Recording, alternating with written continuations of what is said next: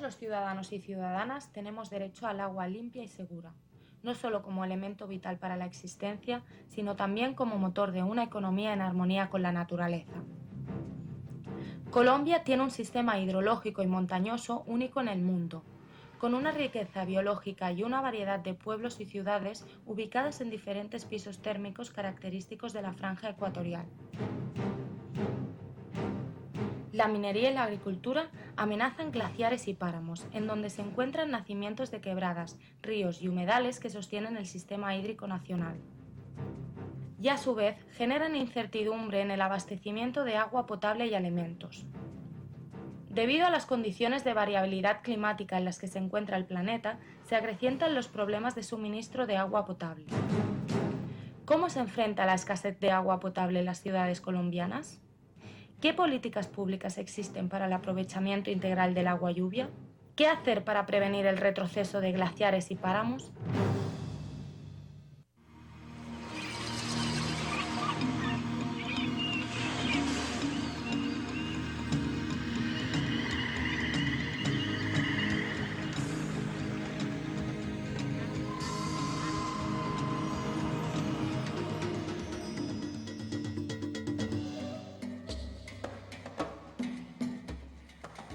Nuevamente con ustedes, su madre naturaleza, todos los viernes a las 8:30 de la noche por el Canal Capital.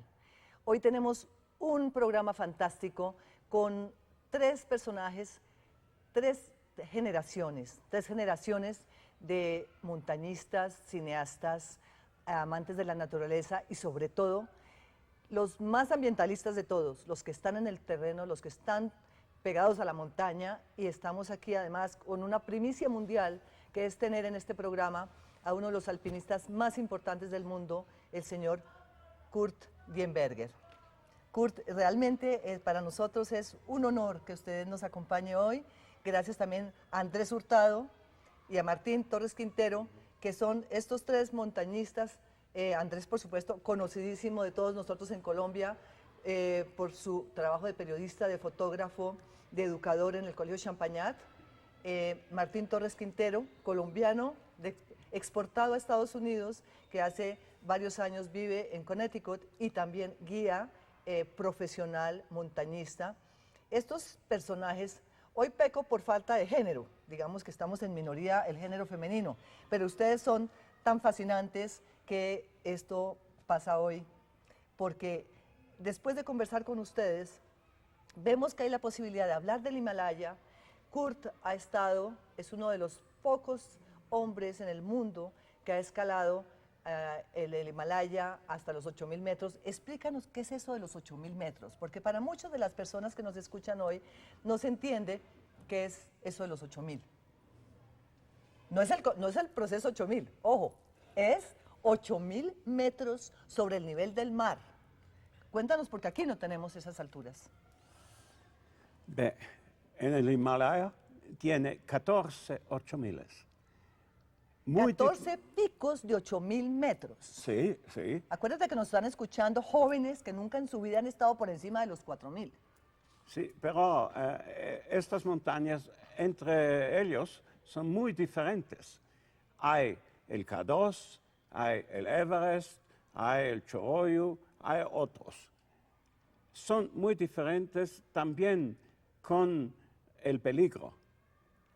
Cada 27 alpinistas que escalan el Everest, uno muere en descenso.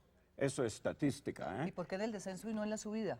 ¿Ah? ¿Por qué en el descenso? Puede también morir en subida, pero normalmente en el descenso la tensión es menor. Ya. En el K2, cada 7 alpinistas que llegan en la cumbre, uno, estadísticamente, Sí. puede morir al descenso, porque el K2 es más peligroso del Everest. El Everest es fácil. Ajá. ¿Y esta montaña que tiene usted aquí en su camiseta, cuál es? Es el Dhaulagiri. Es un 8.000 que en principio, el XVIII siglo, se pensaba es la montaña más alta del mundo. Después se sabe que el Kanchenjunga, y después se sabe que es el Everest. Ajá. Sí. Cuénteme, perdóneme, ¿qué le pasó en los dedos? Porque usted está mostrando Sí. la montaña con unos dedos a mitad de camino. Sí, sí, fui a 8.000 metros en varios días en la zona de la muerte, que no se puede descender para el mal tiempo.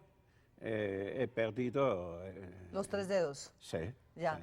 Bueno, ¿y ustedes cómo se conocieron con Andrés? Porque es gracias a Andrés Hurtado que Kurt está acompañándonos hoy. Así que, Andrés, primero que todo, muchas gracias por acogernos en el Colegio Champagnat. 2, por ponernos en contacto con estos 2 montañistas, uno más senior y otro que fue alumno suyo. Entonces, cuéntenos, usted es, obviamente, todos sabemos que conoce Colombia al dedillo, que ha publicado libros, próximamente va a sacar un libro. ¿Cuál es su experiencia de los glaciares en Colombia? Primero es una experiencia muy bella y hoy va siendo una experiencia muy triste. Yo comencé a escalar cuando tenía 8 años, subí por primera vez a la Cumbre del Ruiz, 5.250 metros, que para un niño eso era muy difícil. Yo subí con muchachos de 20 años, yo tenía 7 años, casi 8, llegué a la cumbre feliz, tranquilo. Los compañeros arriba se caían al suelo, se vomitaban, yo los miraba y decía, estos están flojos. Cuando yo bajé, ellos se aliviaron y yo casi me muero. El corazón de un niño no está para esos trotes. Ahí comencé yo. Realmente yo comencé mis recorridos cuando no tenía 4 años, porque a mí me fascinaba ver cómo nacían los ríos. Y una vez en la finca de mi papá, yo soy de Armenia, Quindío, que acaba de ser elegido el paisaje cafetero, patrimonio de la humanidad, propaganda. Entonces me fui por la orilla del río Quindío de la finca de mi padre y me encontraban a los 4 días muriéndome de frío en el nevado por el páramo del Quindío. Como mi papá era un hombre muy importante en Armenia, un cafetero, movió toda la policía y al hijo de don Andrés lo encontraron casi muerto de hambre y de frío, no tenía 4 años. Ahí comenzó mi vida. Y luego me preguntaste, Margarita, que cómo Kurt Diemberger. Es que en el mundo de la montaña y mucho más allá, todo mundo conoce a Kurt Diemberger. Los 2 alpinistas más famosos en la actualidad son Reinhold Messner, que es el primero en subir los 14 8000, y dice que el segundo es Kurt Diemberger. Para mí es Kurt Diemberger por muchas razones y para muchos más. Bueno, usted se da cuenta, Curta, que aquí muchos de los que no somos alpinistas ni montañistas, pues que no lo conocíamos, ahora es una enorme oportunidad de rendirle a usted realmente un homenaje por su audacia y su valentía, y además por enseñarle a las nuevas generaciones cómo hay que hacerlo con el alma, no con el comercio. Martín Torres Quintero, alumno de Andrés Hurtado, usted que organiza estas expediciones a Aconcagua, al Monte Kenia, ¿cómo ve este tema de la gente, o sea, las guías comerciales que están subiendo a hacer el esnovismo subir al Everest? ¿Qué es lo que está pasando?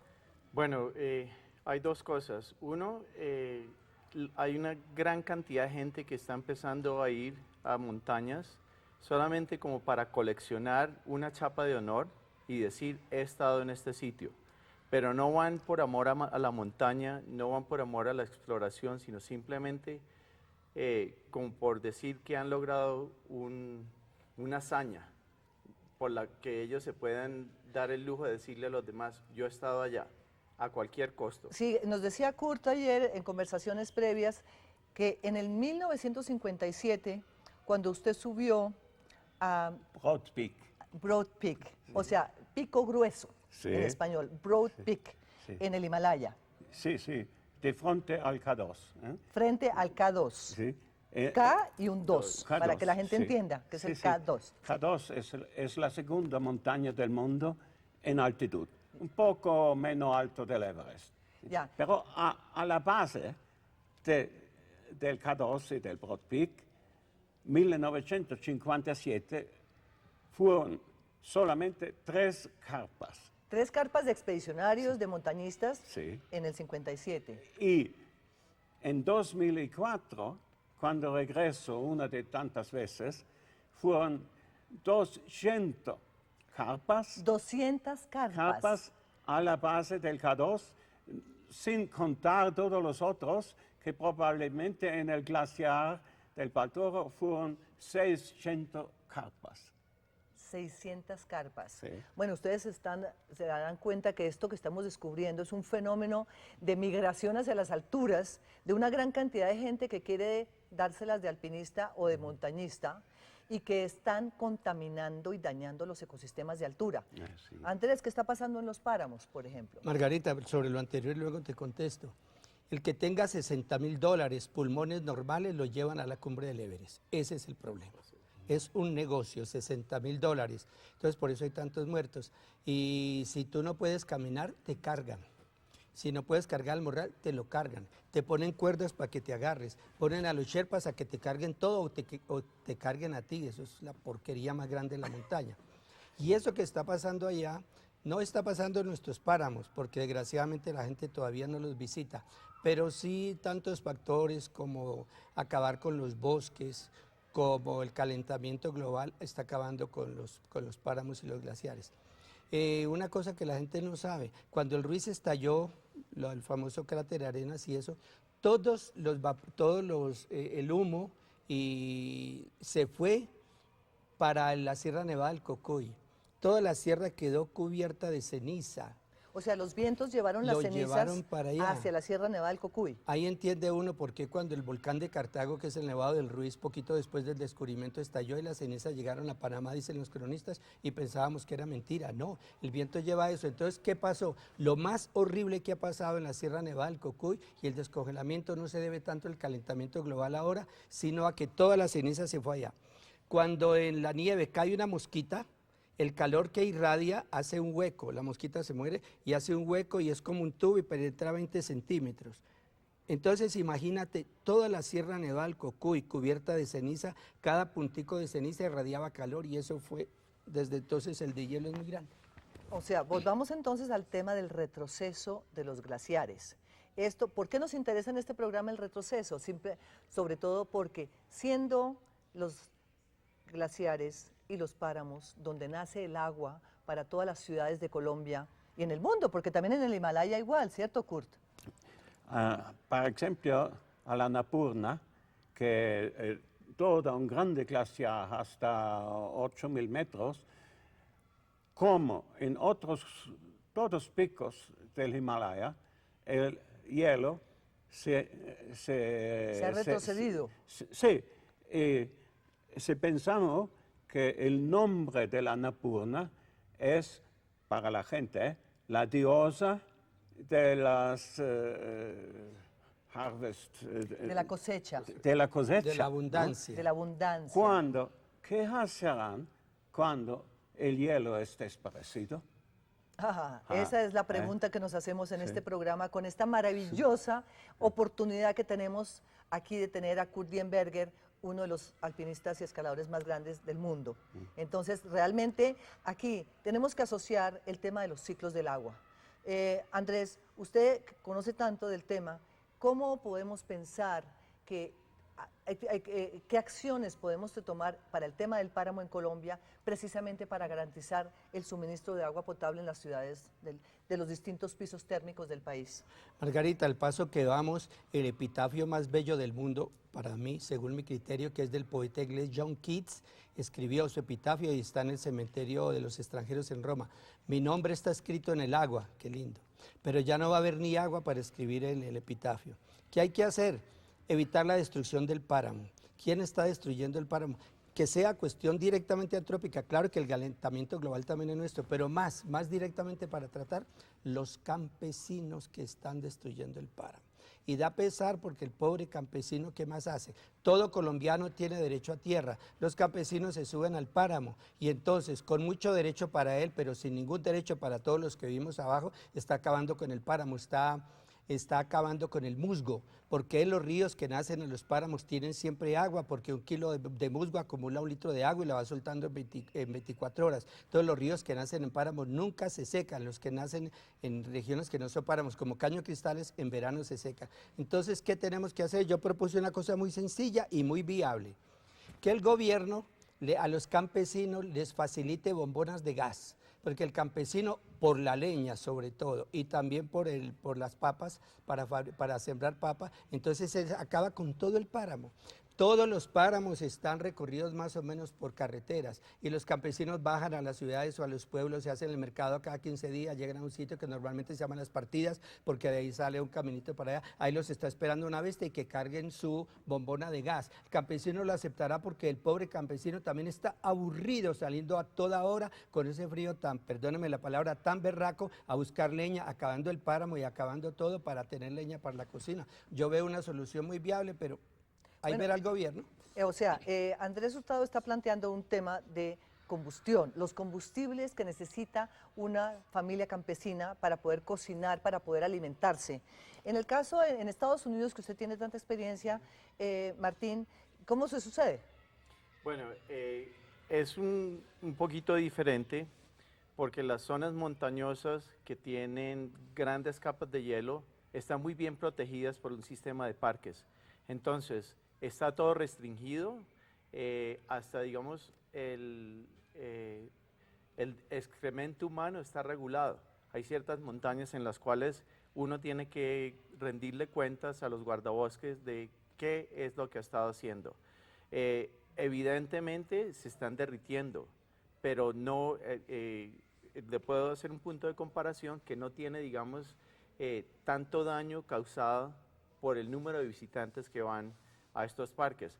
En comparación, por ejemplo, hablemos del Everest o de una cima que es muy interesante en los Himalayas.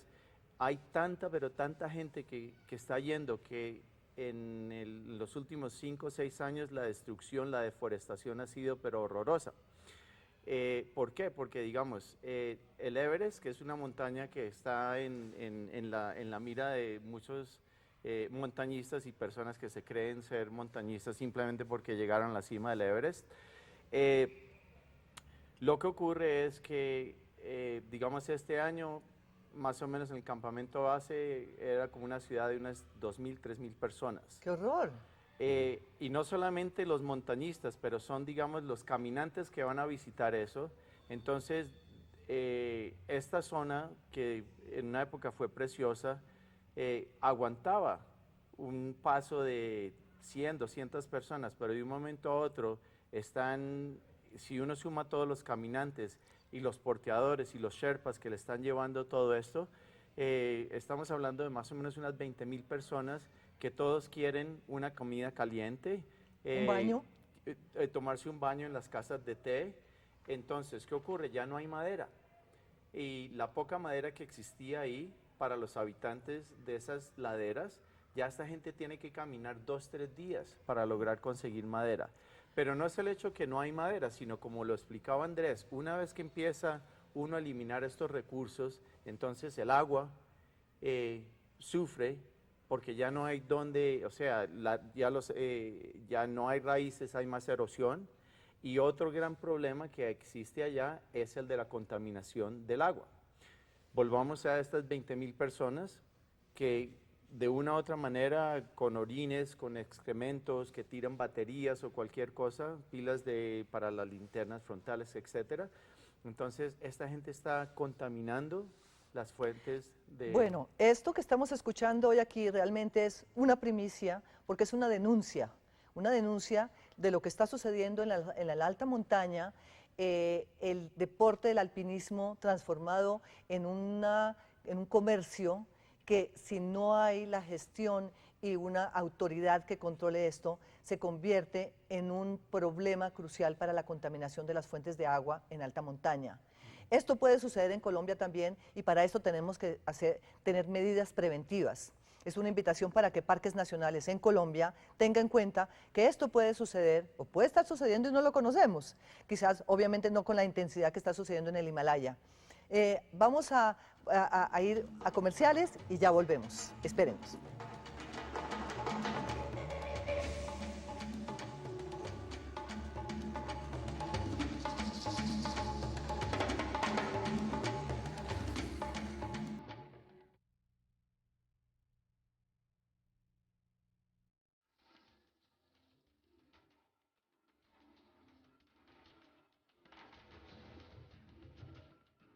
Hoy en Su Madre Naturaleza tenemos 3 invitados de absoluto lujo, 3 montañistas todos muy conocidos y además de diferentes generaciones.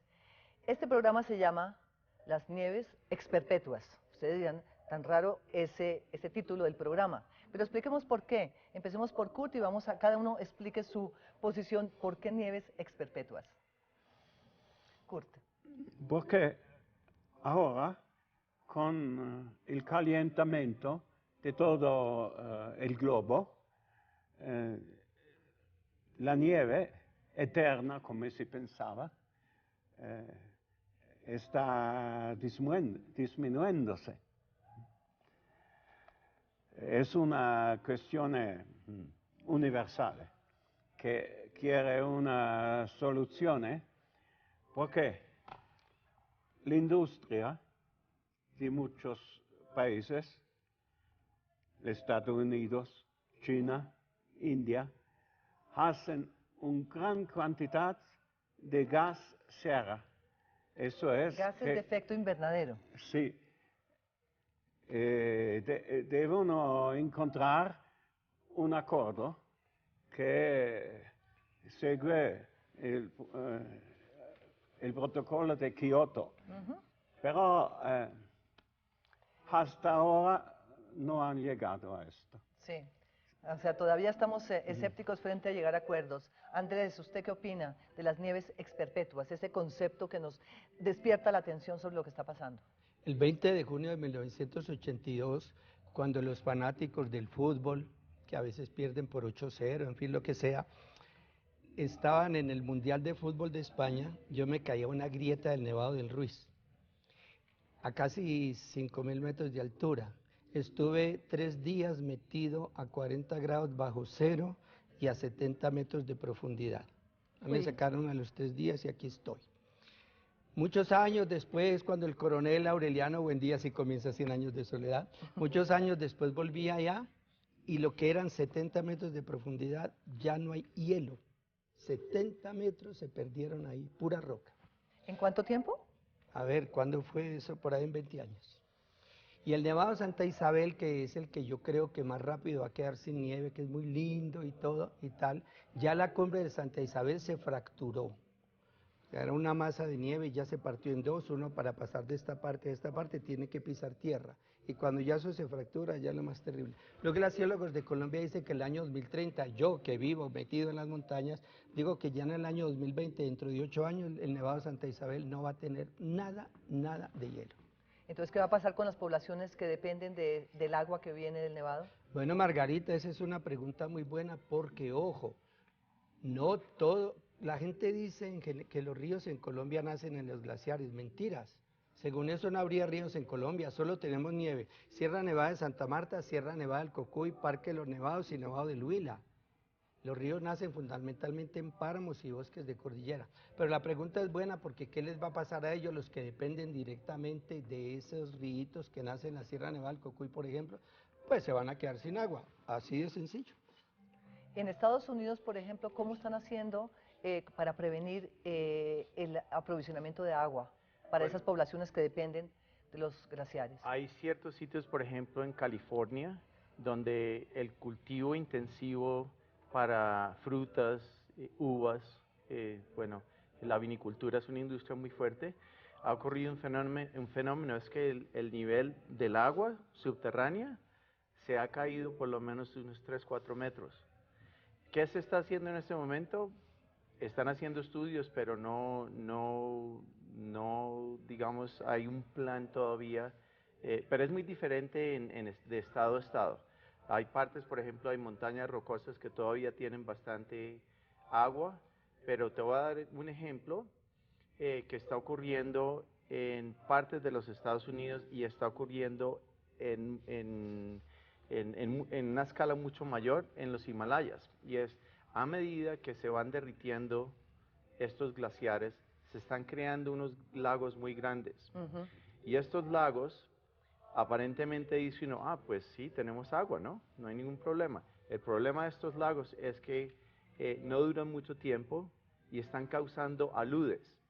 O sea, estos lagos de un momento a otro se revientan y cualquier cantidad de agua baja por una ladera y entonces están Produce una arrasando tragedia. todo lo que es infraestructura, Ajá. carreteras, redes de electricidad y están, entre otras, destruyendo pueblos. Ya ha estado pasando en los Himalayas, está pasando por el lado de la China, por el Tíbet y por Nepal.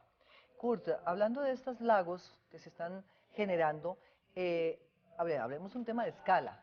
Estos lagos del Himalaya deben ser unos lagos enormes frente a los lagos o las represas que se están produciendo en Colombia.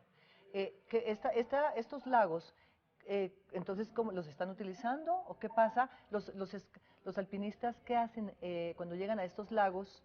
¿Los usan? ¿La gente se provee de agua allí? ¿Están utilizándolos para acueductos de los pueblos, de los pueblitos que están en esa franja alta del Himalaya? Usan el agua Sí. cuando llega de los glaciares, hacen una rama, con esta agua portan humedad en los campos. Para riego. Sí, pero menos que hay agua, muchas veces yo llego en un pueblo donde veo el último canal que han hecho arriba al seco, no hay agua. O sea que se van secando esos canales. Sí, porque se ha bajado el agua más arriba. El nivel, claro. El nivel. Ahora hacen un nuevo canal más bajo, pero cuando esta agua arriba del glaciar no hay, este pueblo no vive. Sí. No es posible. Usted nos contaba que en el Himalaya también hay cultivo de papa, Sí. como en el páramo colombiano. Sí. ¿Cómo se sucede ese cultivo de papa? ¿A qué altura es en el Himalaya?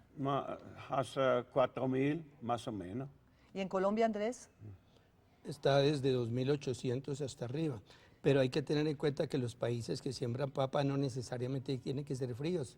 Los siembran en época de invierno o en época en que hace frío. Entonces en España también pueden sembrar papa, y eso que no es caliente y no hay páramo, pero depende de la estación. O sea que estos son cultivos que podrían controlarse. Sí, se pueden controlar. Con una autoridad fuerte. Ahora, yo quisiera tocar el tema de la minería. ¿Qué pasa en el Himalaya con explotaciones mineras formales o informales en altura? ¿Cómo está afectando, por ejemplo, las fuentes de agua? ¿Está sucediendo eso en el Himalaya? Porque en Colombia, ahora Andrés nos va a contar qué es lo que está sucediendo. Yo no sé mucho sobre explotación mineraria del Himalaya, pero es claro que también para explotación mineraria necesita agua. Que necesita agua. Sí, pero más importante a mí me parece para la agricultura. La agricultura para usted es lo más Sí. es prioritario en el caso del Himalaya. ¿Y Andrés, en el caso colombiano? Bueno, primero que todo hay que decir que a mí que me conocen tanto como ecologista, soy partidario de la minería, que conste en el acta. Pero claro, Colombia tiene miles de millones de onzas de oro enterrados y ahora con el coltán. Hay que sacar eso, pero respetando la naturaleza, cosa que es imposible. Todo trabajo que se haga daña a la naturaleza, hay que minimizar los daños. Entonces produje escándalo hace poco porque dije en una revista, si hay por allí un bosquecito muy lindo, muy hermoso, con 3 pajaritos, es pequeñito, no tiene fuentes de agua que nazcan allí y rodeado de un potrero y tiene mucho oro debajo, túmbenlo. Pero que esa empresa se encargue a rajatabla de salvar un páramo de 200 hectáreas, por ejemplo. Es que las cosas deben ser así. Ahora, o sea que son compromisos sí, claro, adquiridos y que se cumplan. Pero que se cumplan. Mi próximo artículo del Tiempo va a decir que cómo es posible. Se va a titular El opusculito divertido. Y es la Constitución colombiana, la llama opusculito, porque tienen unos artículos muy serios sobre los páramos y no se están cumpliendo. Entonces les digo a los abogados ambientalistas, oiga, ¿ustedes qué hacen? ¿Sirven para algo? A ustedes abogados que les gusta demandar, denunciar y hacer escándalo, ¿cómo es que no han denunciado ni al presidente ni a Minminas, que yo llamo Mienteminas, ni tampoco al Ministerio del Medio Ambiente y sobre todo al Ministerio de Minas? ¿Por qué no lo han denunciado? Porque hay 400 permisos de explotación en los páramos.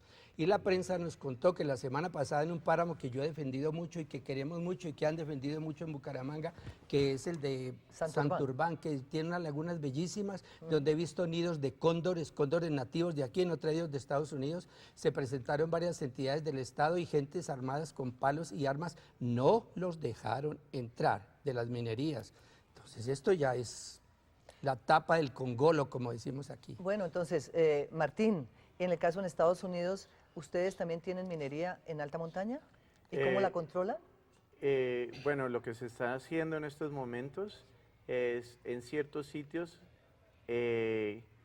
desafortunadamente, el gobierno, es decir, la gente que paga impuestos, son los que han asumido los costos de limpieza y de restauración. Y es una lección que se ha aprendido, pero ya pues un poco demasiado tarde, ¿no? Ya. Bueno, vamos a ir a una pausa porque este tema es obviamente muy político y necesitamos que este programa lo escuchen los ministros para que tomemos acción ciudadana y estatal en defensa de los páramos y la alta montaña. Ya volvemos.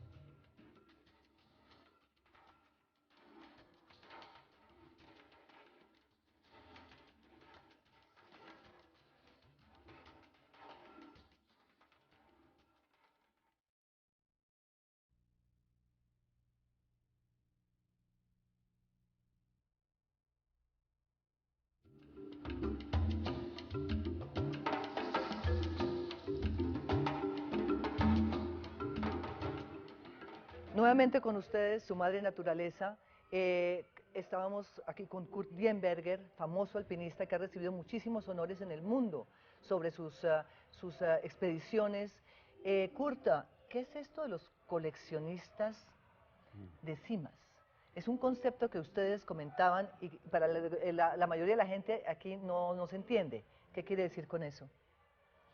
Ma no existe solamente en el Himalaya, también en los Alpes, que hace colecciones de 4000.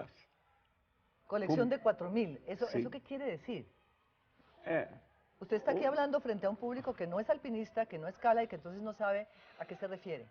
Sì, uno normalmente pensa, ¿no?, que yo marcho para esta montaña porque tiene una forma especial, me gusta, como es simpático una persona, un otro no es simpático, Pero hay ahora un trend, Una tendencia. una tendencia che non importa questa forma elegante o questo è il numero, no? O sea, el número de cimas.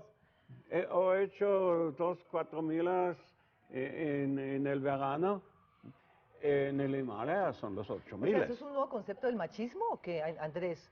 Eso de que haya uno subido tantas veces a 4000 metros. ¿Eso qué es? ¿Eso nace de sentirse todopoderoso o cómo es? Porque eso es un concepto que la gente aquí todavía no entiende, la gente que no va a 4000 metros. Pues hay gente que quiere coleccionar montañas para darse lujo y decir, yo he subido 4 8000, 5 8000, 6 8000. ¿Será como los gigolos que acumulan mujeres bonitas? ¿Será? Yo no sé. Bueno, está buena la comparación. Entonces, Martín, esto tiene que ver, ¿qué tiene que ver los coleccionistas de cimas, de los picos, con el retroceso de los glaciares? Bueno, como decíamos antes, entre más gente que quiere ir a estas cimas, entonces ellos están impactando de mayor manera las zonas montañosas, o sea, los senderos ya están más destrozados, las quebradas destrozadas, contaminación, y esta gente está, digamos, eliminando las fuentes de agua y de comida para las poblaciones locales de muchas de estas montañas. Sí. Y ahora, este efecto pues está todavía un poco más difícil o se siente más porque ya es muy fácil ir a un sitio, por ejemplo, como el campamento base del Everest. En una época, no hace muchos años distantes, había que hacer una caminata larga, pero hoy en día hay mucha gente que, primero, pues la gente que tiene el dinero, pero que no tiene el tiempo suficiente, entonces lo que hacen es que lo llevan en helicóptero. Entonces ya lo llevan en el helicóptero, pero de todas maneras ellos están Sí, consumiendo sí. los Ahora, pocos esto es el recursos. contraste con... Sí, puedo decir. Claro. En 1957, Sí. cuando por la primera vez he hecho a los 8000, el K2, el Broad Peak y los otros, ¿no? Se caminaba para 3 semanas caminando. ¿no? Ahora, Y aclimatándose. Sí. sí, sí. Porque también cuéntele a la más- audiencia qué es eso de aclimatarse. ah, Porque si no, ¿cómo resiste uno esas subidas y a los 5000 metros, cómo respira? Sí, claro. Pero ahora han hecho carreteras con la Jeep. Se llega en un día a 3000 metros y no es aclimatado. Mal de cabeza, mal de todo, pero menos tiempo. En nuestro tiempo ahora, la gente hace todo más corriendo. No tienen tiempo. Y ahora, para llegar a los sitios excelentes, eliminan, ¿no?, la fatiga. Eliminan, ¿no?, la fatiga porque la chip no son tus piernas. ¿O con drogas? Y con drogas también. Sí, ¿Qué toman? Hay ciertos tipos de medicamentos, como dexametasona, que es un esteroide, Diamox, que es un diurético, que ayudan a una persona a aclimatarse de manera artificial.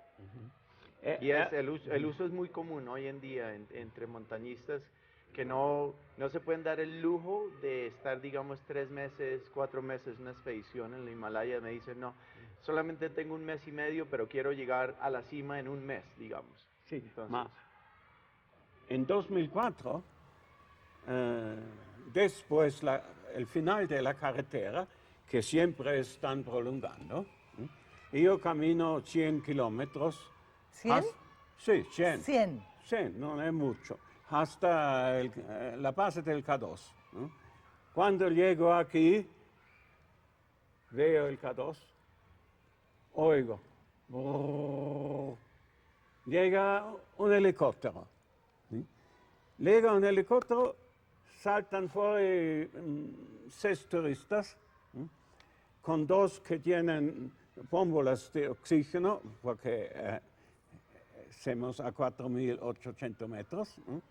Marchan 100 metros, foto del K2, regresan al helicóptero, se ne van.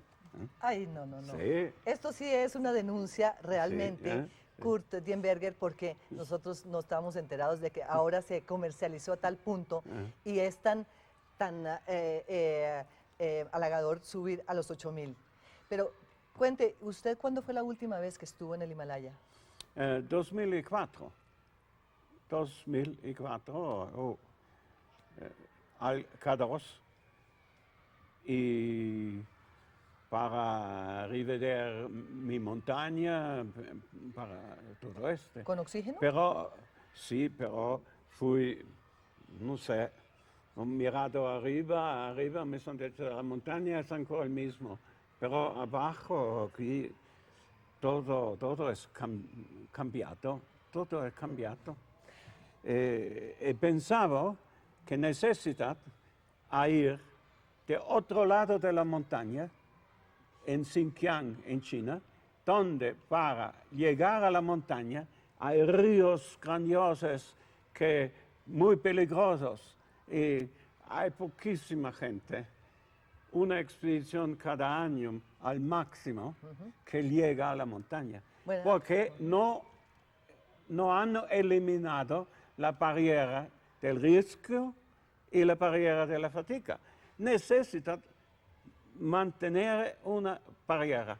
Fíjense, estos son 2 conceptos que aprendemos hoy, la barrera del riesgo y la barrera de la fatiga. Vamos a comerciales y ya volvemos porque eso necesitamos entenderlo. con su madre naturaleza.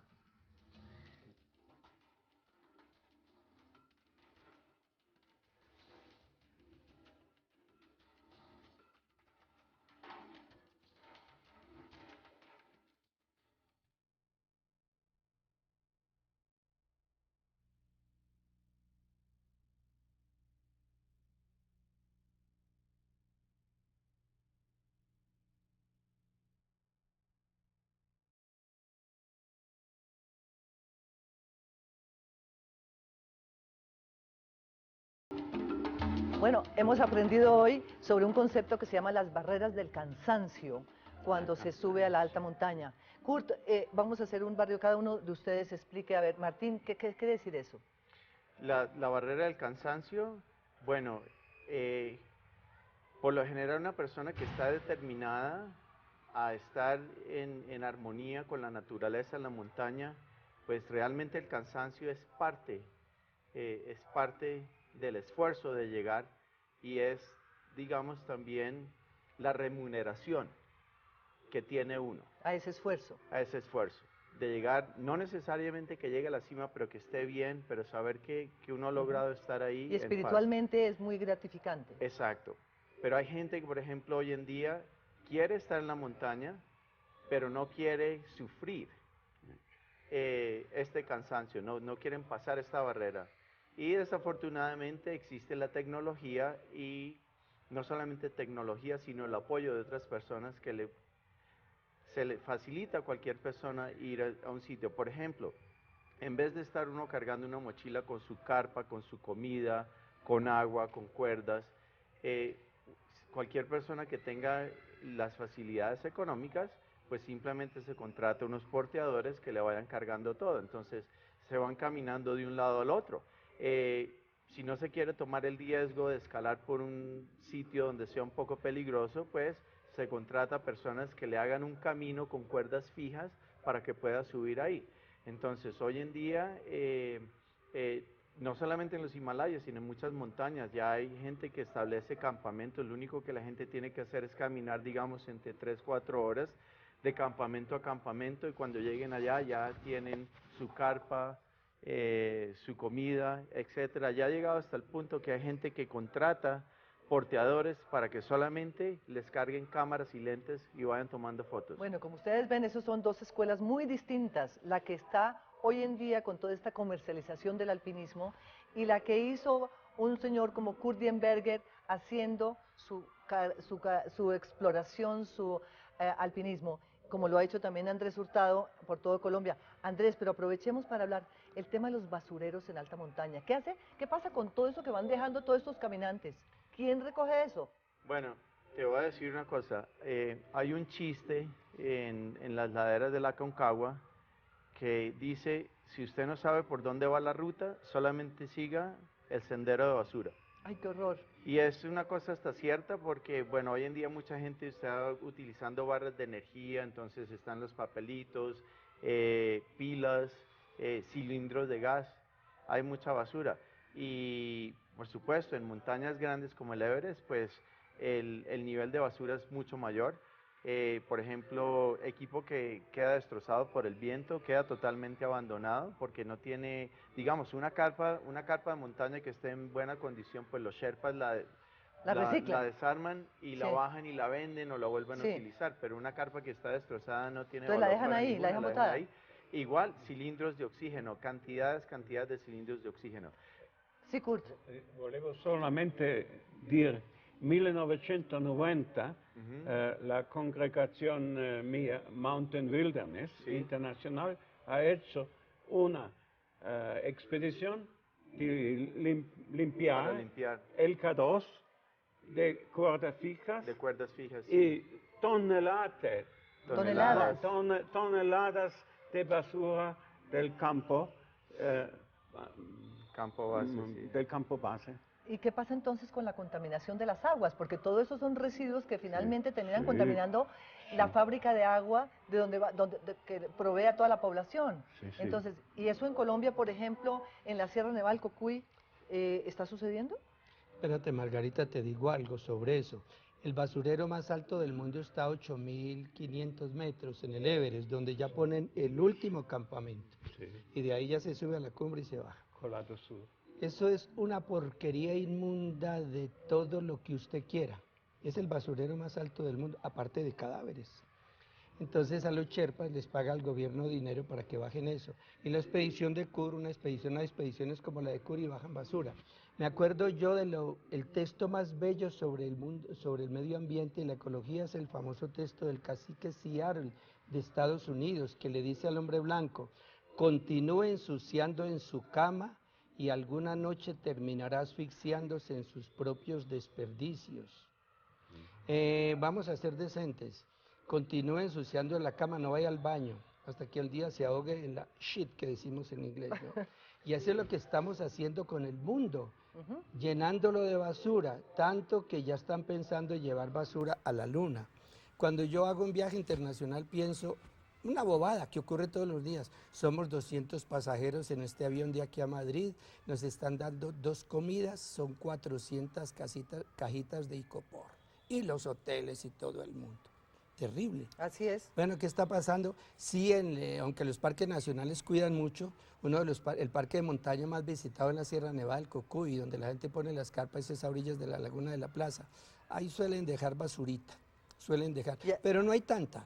Parques nacionales se preocupan y ayudan a bajar. Bueno, es muy importante saber que en Colombia estamos controlando esta basura, que Parques Nacionales está haciendo una buena labor y que este programa sirva además para tomar conciencia que si dejamos pasar lo que está pasando en el Himalaya y que nos está contando Kurt Dienberger, Martín y Andrés, podemos estar en una catástrofe de contaminación de aguas abajo.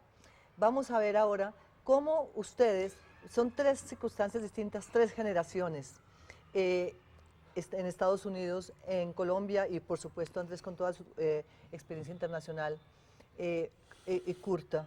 Ustedes tienen asociaciones de alpinistas, de escaladores. Eso es otro tema que aquí no se conocen, esas redes, porque son redes de ambientalistas. ¿Cómo funcionan esas redes?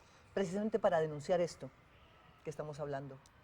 ¿Cómo se denuncia a nivel nacional e internacional esto de los basureros, por ejemplo? Porque ustedes todos comunican por internet, el uno está en el Aconcagua, el otro está en el Monte Kenia, el otro está en el Himalaya, el otro está en la Sierra del Cocuy. Entonces, ahí ustedes pueden hacer presión política para denunciar esto que está sucediendo. Sí, sí, pero es muy difícil. Por ejemplo, para el glaciar del Baltoro, donde está el K2, necesitaría un número clausus. Una limitación de gente que suba. Sí, porque con 6.000 personas cada año, ¿qué quieres hacer? Sí. Son demasiados, no es posible. Sí. Pero no marcha. No funciona. No funciona para la cuestión del dinero, porque cada persona que marcha porta dinero a todo el país, ¿no? Yo, en un encuentro a San Francisco de 1.500 personas del Everest, yo he dicho, para por fin a las tragedias al Everest, necesita un reglamento. Uno debe ir al Everest para escalarlo solamente después de haber hecho el Island Peak, que es un 6.000 fácil, sin problemas. Un fácil 7.000, como en Mustagata, sin problemas. Y solo después tiene el permiso de escalar el Everest. Bueno. Inmediatamente hay mucho menos gente, inmediatamente cada uno debe donar 3 veces el suyo tiempo para la montaña y todo esto fueron las agencias aquí, imposible. Sir Hillary dice fantástico. Otros dicen, bueno, he hablado bien, Kurt, pero no está escrito de ninguna parte. Cómo poner en práctica estos números clausus que son necesarias para limitar realmente el acceso a las altas montañas y, por supuesto, evitar la gran contaminación que está sucediendo.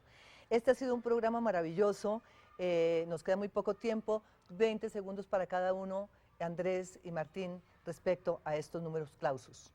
Ma è un problema, scusi, perché il numero clausus no es fácil de hacer. Claro. Porque si tú solamente dices estos, ellos que tienen más dinero dicen ahora nosotros. Tome plata. Sí, con la plata haces números clausus, los pobrachos que idealistas no llegan con este tipo de número clausus. Es un problema.